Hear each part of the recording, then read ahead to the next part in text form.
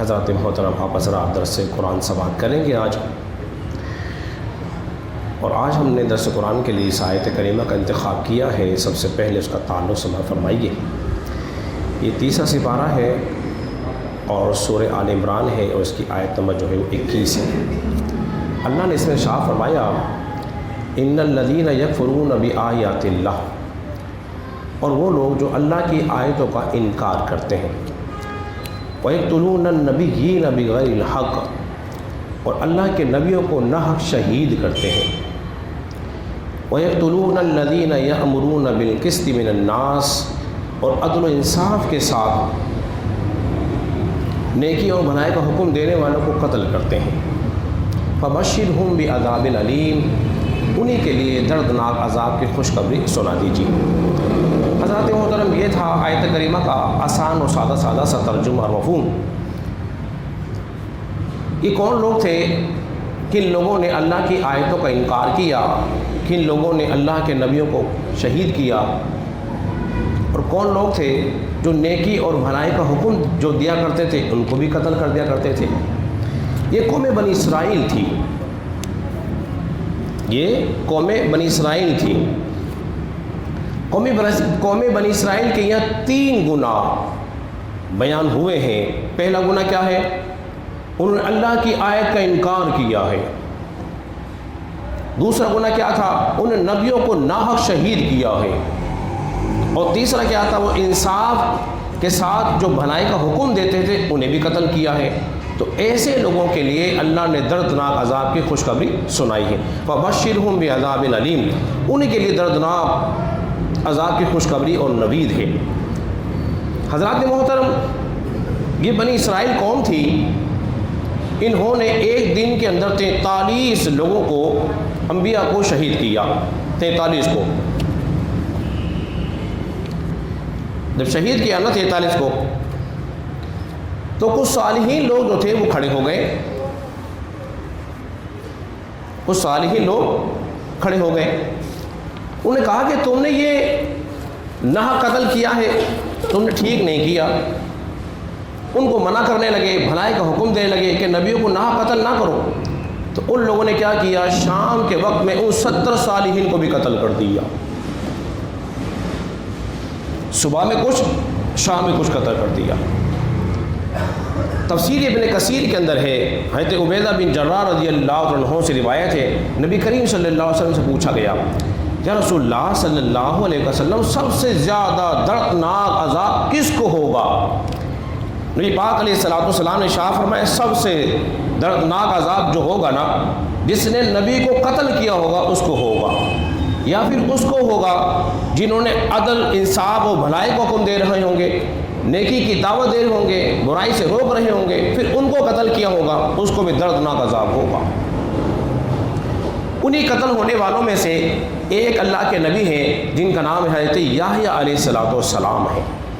یہ یحییٰ علیہ السلام جو ہیں، یہ عیسیٰ علیہ السلام کے خالہ زاد بھائی بھی ہیں، اور اللہ تبارک و تعالیٰ نے ان کو بچپن میں ہی نبوت عطا فرمائی تھی، بچپن میں ہی۔ جس طرح حضرت عیسیٰ علیہ السلام کو اللہ نے بچپن میں نبوت دی تھی نا، ان کو بھی اسی طرح نبوت بچپن میں ملی تھی۔ عیسیٰ علیہ السلام کے بارے میں تو اللہ نے فرمایا ہے، عیسیٰ علیہ السلام نے فرمایا، قال انی عبد اللہ آتانی الکتاب وجعلنی نبیا، میں اللہ کا بندہ ہوں، اللہ نے مجھے کتاب دی ہے، اللہ نے مجھے نبی بنایا ہے۔ یہ عیسیٰ علیہ السلام نے بچپن میں ہی کلام کیا تھا۔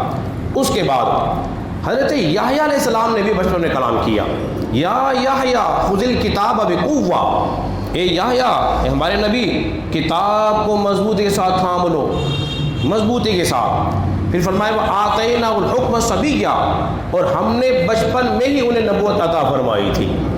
یہ اللہ کی مرضی ہے، جس کو جب چاہے نبوت عطا فرمائے۔ ویسے تو سارے نبی عالم ارواح میں نبی تھے، مگر اللہ کی مرضی ہے جس سے جب چاہے نبوت کا اظہار کروا دے۔ کسی سے چاہے تو 40 سال کے بعد اظہار کروائے، اور جس سے چاہے تو بچپن میں ہی نبوت کا اظہار کروا دے، یہ اللہ کی مرضی ہے۔ حضرات محترم، اب اس کا سبب کیا بنا کہ حضرت عیسیٰ علیہ السلام، حضرت یحییٰ علیہ السلام کو کیوں شہید کر دیا گیا؟ اس کی کیا وجہ ہے؟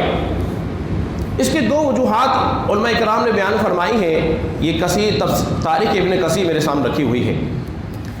وہ بیان فرماتے ہیں کہ ایک بادشاہ تھا، وہ بادشاہ کی بیوی جو تھی نا حضرت یحییٰ علیہ السلام پر عاشق ہو گئی اور آپ کو گناہ کی دعوت دینے لگی۔ آپ نے اس سے منع فرمایا، جب منع فرمایا تو اس کو غصہ آ گیا اور اس نے آپ کے سر کا مطالبہ کیا، اس لیے کہ اللہ نے یحییٰ علیہ السلام کے بارے میں ارشاد فرمایا ہے سیداً و حصورا وہ نبی من الصالحین، وہ سید ہیں، سردار ہیں، عورتوں سے بہت زیادہ دور رہنے والے ہیں، بچنے والے ہیں، ہمارے نبی ہیں، صالحین ہیں۔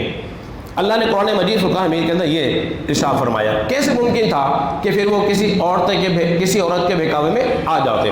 ایک سبب یہ۔ دوسرا سبب جو سب سے زیادہ مستند ہے اس کو بیان کیا ہے، وہ یہ ہے کہ ایک بادشاہ تھا جس کا نام تھا ہداد بن ہدار، یہ دمشق کا بادشاہ تھا۔ اس نے اپنی بیٹے کا نکاح جو تھا اپنی بھتیجی سے کیا جس کا نام تھا اریل تھا۔ یہ ملک سیدہ کی ملکہ تھی اور اس کی ملکیت کے اندر دمشق کا بڑا مشہور معروف باغ بھی اس کی ملکیت کے اندر آیا تھا۔ تو اس نے کیا کیا کہ اس نے ایک مرتبہ اپنی بیوی کو 3 مرتبہ 3 طلاق دینے کا حلف اٹھا لیا اور طلاق دے دی۔ پھر اس کو بات بڑی شرمندگی ہوئی کہ یہ تو مجھ سے بڑا گناہ سرد ہو گیا، تو اب یہ میں مسئلہ دریافت کروں کہ کیا میری بیوی واپسی لوٹ سکتی ہے میرے پاس؟ تو اس نے حضرت یحییٰ علیہ السلام سے مسئلہ پوچھا۔ یحییٰ علیہ السلام نے فرمایا تیری بیوی حلال نہیں ہو سکتی جب تک کسی اور سے نکاح نہ کر لے۔ یہ اس وقت یحییٰ علیہ السلام نے فرمایا تھا، اور قرآن مجید فرقان حمید میں وہی کے وہی لفظ موجود ہیں، حتیٰ تنکحا زوجا غیرہ، حلال نہیں ہوگی جب تک کسی اور سے نکاح نہ کر لے۔ جب آپ نے مسئلہ بتا دیا تو اس عورت کو آپ سے بڑا بغض اور کینہ رکھنا شروع کر دیا اور وہ آپ کی دشمن ہو گئی، اور اس کی ماں کے کہنے پر اس نے آپ کا سر مانگا اور بادشاہ مجبور ہو کر اس کا قتل کرنے کا اس نے ارادہ کر لیا۔ آپ اپنی محراب میں کھڑے ہو کر نماز ادا کر رہے تھے مسجد جبرون کے اندر، تو جلاد آئے، آپ کو لٹایا اور آپ کا سر انور جو تھا وہ آپ کے تن سے جدا کر دیا اور ایک تشت میں رکھ کر اس لڑکی کے پاس بھیج دیا۔ اس نے اس سر کو کس کے پاس بھیجا؟ اپنی ماں کے پاس۔ جب وہ سر لے جا رہے تھے تو وہ سر بھی کہہ رہا تھا، آپ کو شہید کر دیا، سر کہہ رہا تھا حلال نہیں ہوگی اس وقت تک جب تک کسی اور سے نکاح نہ کر لے۔ ذرا غور تو کیجیے، اب وہ سر جسم پہ لگا ہوا نہیں ہے، علیحدہ ہے، لیکن پھر بھی یہی بول رہا ہے، بار بار بولتا رہا۔ جیسے کہ اس عورت کے سامنے آپ کا سر مبارک آیا تو اب دیکھیے فبشرہم بعذاب علیم، ان کے لیے کیسا دردناک عذاب ہے۔ عذاب کیا آیا اس پر؟ وہ زمین میں دستی چلی گئی، پھر ٹخنوں تک، پھر گھٹنوں تک، پھر کمر تک، پھر کاندھوں تک، پھر سر باہر رہ گیا۔ لوگوں نے کہا یہ تو ساری زمین میں دھس گئی ہے، تو کیوں نہ اس کے سر کو بھی جدا کر دیا جائے؟ تو اس کا سر بھی جدا کر دیا گیا، اس کا سر بھی جدا کر دیا گیا۔ جب اس کا سر بھی جدا ہو گیا تو وہ زمین میں پوری چلی گئی، پھر اس کے جسم کو بھی زمین نے قبول نہیں کیا، باہر ہی پھینک دیا۔ حضرات محترم، جو لوگ انبیاء کی شان میں گستاخی کرتے ہیں، ان کی بیعت بھی کرتے ہیں، ان پر دردناک عذاب آتے ہیں، ان کے اعمال اللہ کی بارگاہ مقبول نہیں ہوتے۔